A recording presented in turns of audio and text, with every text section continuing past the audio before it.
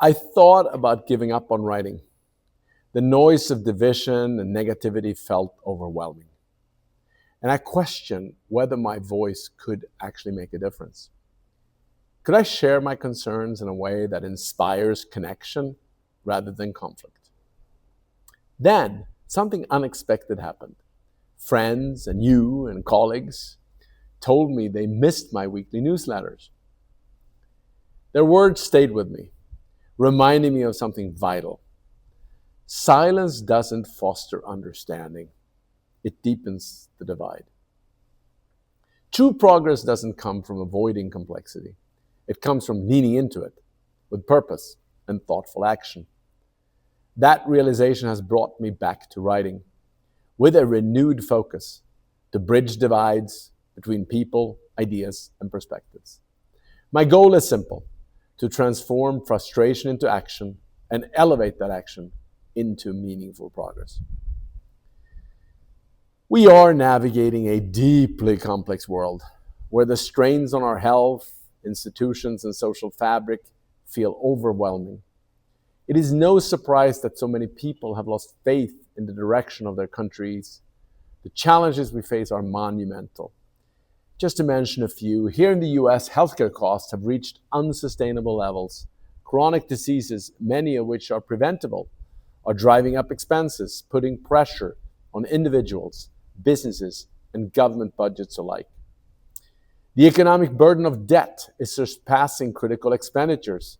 The cost of servicing our national debt, also known as interest, is now exceeding what we spend on fundamental government functions, creating difficult trade-offs for the future.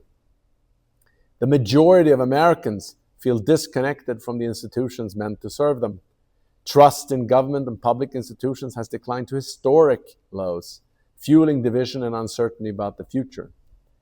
And geopolitical instability continues to reshape the world order.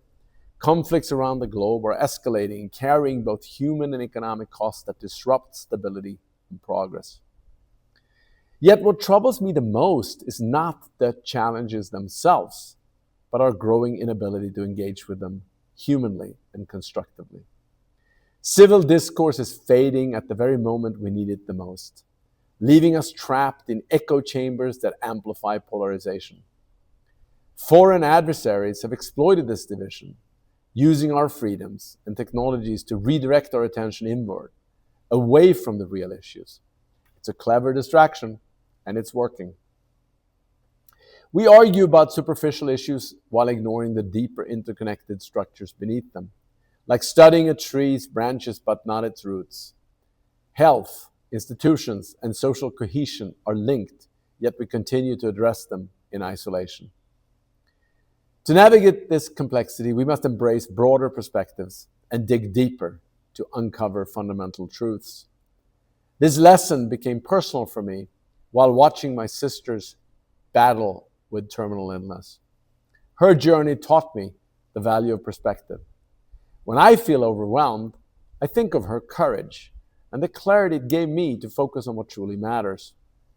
It reminded me that solutions require more than surface-level fixes. They demand understanding the systems that create and sustain these challenges. But they also require the courage to face reality and the facts, whether we like them or not. Most importantly, I've learned that anger at an adversary, whether external or internal, achieves very little. It blinds us to opportunities for progress. Moving forward requires a different mindset, one that replaces frustration with curiosity, conflict with compassion, and despair with disciplined action. Stepping back to survey our current moment, we find ourselves in what historians called an interregnum, a time between time, a period when the old systems unravel and the new ones have yet to fully emerge. This transition is not merely economic. It marks a profound shift in identities, institutions, and the very frameworks that have shaped how we understand the world. We are witnessing the gradual decline of long-standing structures like the dominance of the Atlantic Military and Economic Pact, Christianity as the prevailing global religion, and traditional masculine hierarchies, just to mention a few. And these pillars of the past fade. They leave behind uncertainty, forcing us to confront questions of identity and belonging in a reshaped world. Like so many others today, I find that my identity no longer fits neatly into traditional categories. I am Swedish. I am Jewish. I am American. I'm a food lover. I'm a golf enthusiast. I'm a classic rock fan. And I'm a grandfather. And these layers reflect the interconnected and dynamic reality of our time. I'm reminded of a conversation I once had with Shimon Peres, the late Israeli statesman. When discussing Russia, he said, "How can such intelligent people produce such a stupid system?" And then he added, "And how can such a stupid system keep producing such intelligent people?" It's a paradox that feels strikingly relevant today. We have immense human potential, but too often the systems we built fall short of addressing the challenges we face. For society to function better, the whole must be greater than the sum of its parts. Today, it doesn't seem to be.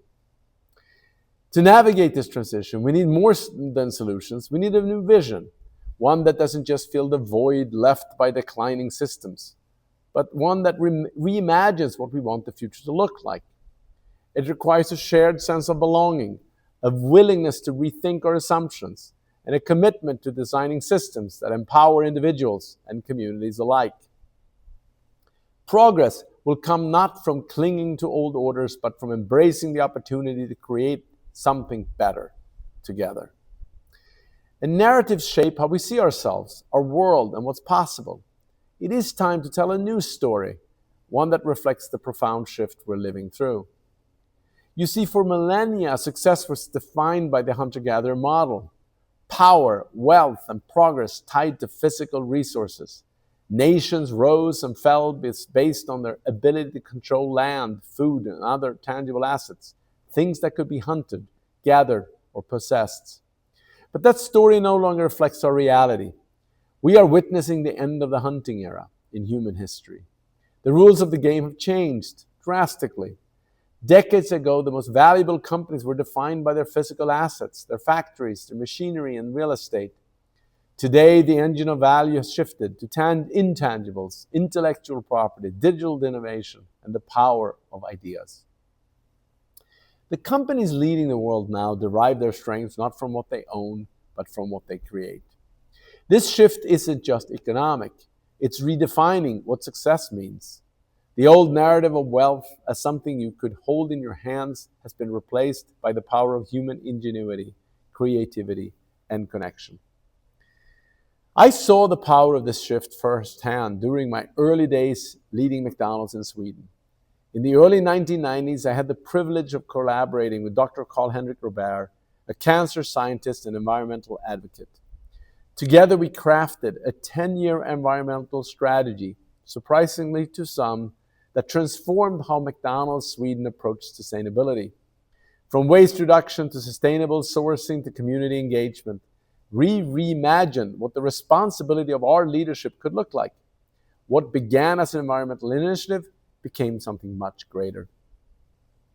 Our purpose shifted from selling French fries to creating an organization that made a meaningful, lasting impact on our world.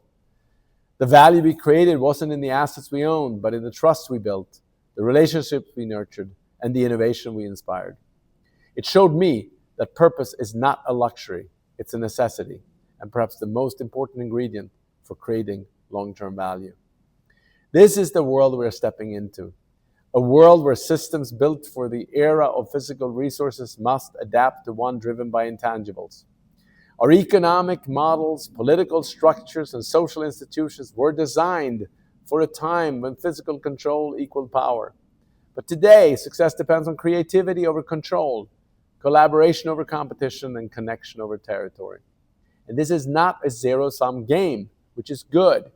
Human energy, creativity, and ingenuity are infinite. The future belongs to those who can harness these forces and foster collaboration across borders and disciplines. It is not an easy transition, but a necessary one. The question is not whether the world is changing, but whether we are ready to change with it. As we navigate this transformative era, it's clear that understanding alone isn't enough. We must combine optimism with deliberate action. It's not about ignoring challenges, but about believing that solutions are within reach. History shows that human ingenuity and collaboration can shape a better future, even in the face of adversity. Over the past few decades, the world has seen remarkable advancements in health, education, and economic opportunity.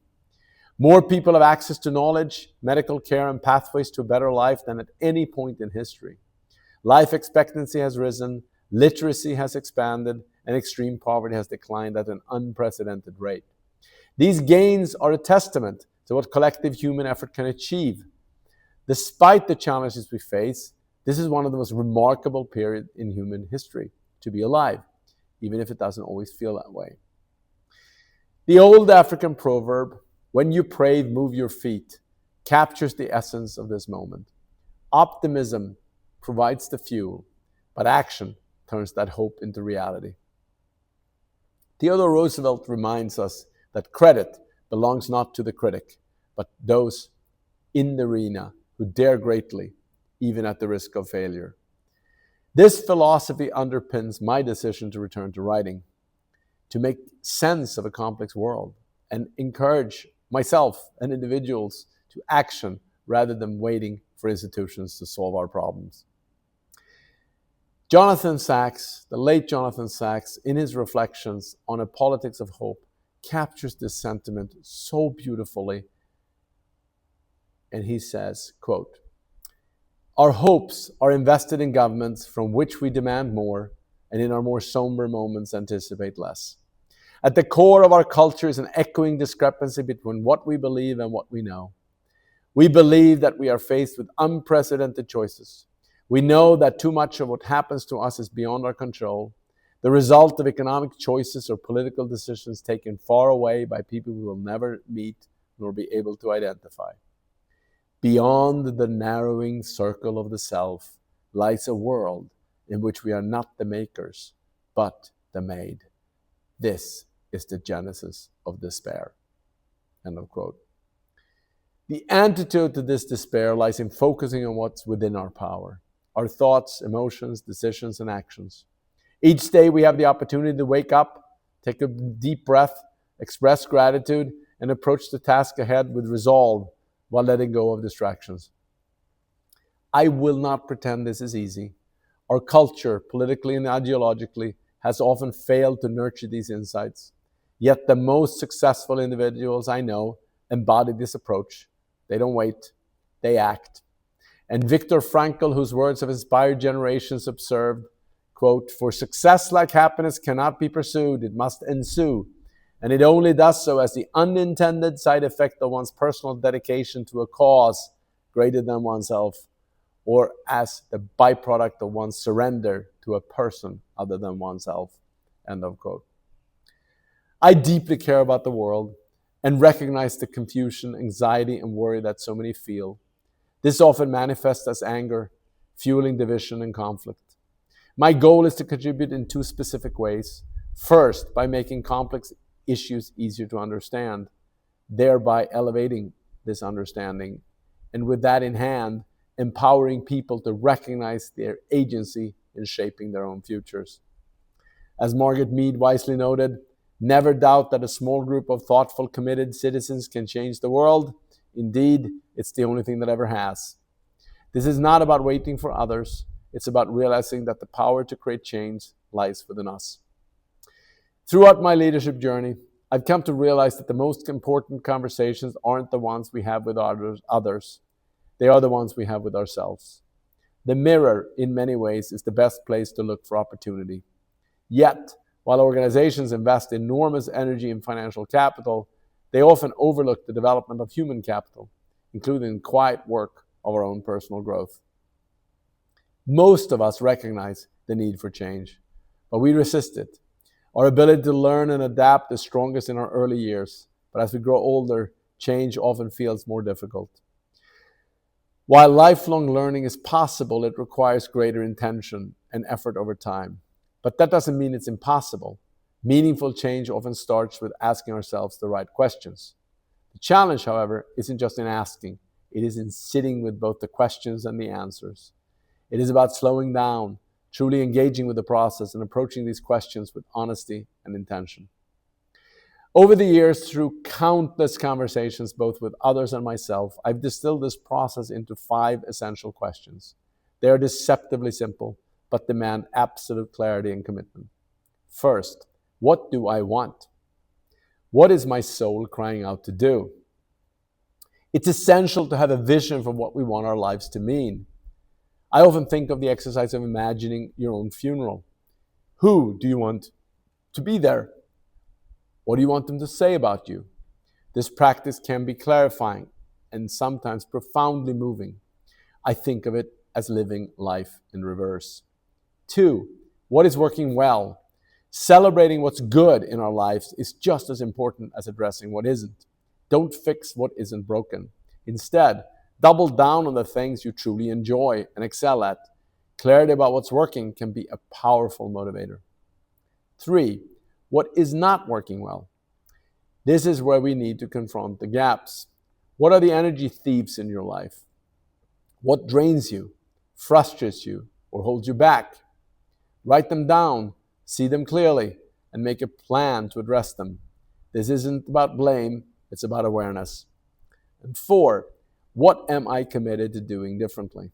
This might be the hardest question and most important one. It asks us to step out of our comfort zones. It's easy to want the gains without the effort required to achieve them. But meaningful change requires commitments and action. As the saying goes, doing the same thing repeatedly while expecting different results is the very definition of insanity. And 5, what help do I need? How can I help myself or others? Change doesn't happen in isolation. The question is about asking for help and offering it. It's about investing time and resources into yourself and others, building a support system, and contributing to those around you. These questions aren't quick fixes. They are guideposts. They require patience, reflection, and courage. But I've found that when we commit to answering them honestly, they have the power to transform not just our lives, but the lives of those we touch. Through this blog, I aim to share insights that bridge the gap between today's challenges and tomorrow's possibilities. My goal is to offer perspectives that clarify our complex world, frameworks that empower meaningful action, and stories that resonate on a universal level. Here's what you can expect.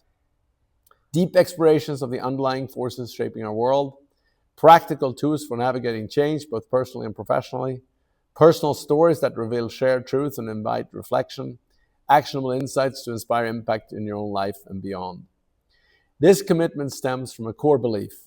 Each of us has the power to shape the future. Some of that work happens in solitude, during quiet moments of reflection and personal growth. But much of it happens together, through shared effort, collaboration, and a willingness to engage deeply with the ideas that truly matter. The path forward is unique to each of us, but by aligning our individual actions with a collective vision, we can create the transformation our world so urgently needs. The challenges we face can feel overwhelming. I know this feeling well. Yet, I've come to understand that the antidote to overwhelm isn't retreat or oversimplification. It is understanding paired with deliberate action. As we navigate these extraordinary moments of transformation, let's remember that progress emerges from curiosity, creativity, and compassion, not division. We're often told to pick sides, left or right, blue or red. Both sides hold truths and contradictions, but real change lies in embracing complexity. It begins with asking thoughtful questions and committing to meaningful action. Reflecting on what truly matters is the first step toward creating a future defined not by fear, but by possibility. This blog is an invitation to explore and act. Start by asking yourself, what do you truly want? What's working well in your life? What isn't working? What are you committed to doing differently? And what help do you need? Take a moment today to sit with one of these questions. Reflection is the seed of progress, and together we can cultivate into action. If this resonates, please subscribe or share these ideas with somebody who will also subscribe. Let's turn understanding into impact, one step at a time, and let's do it together. Thank you.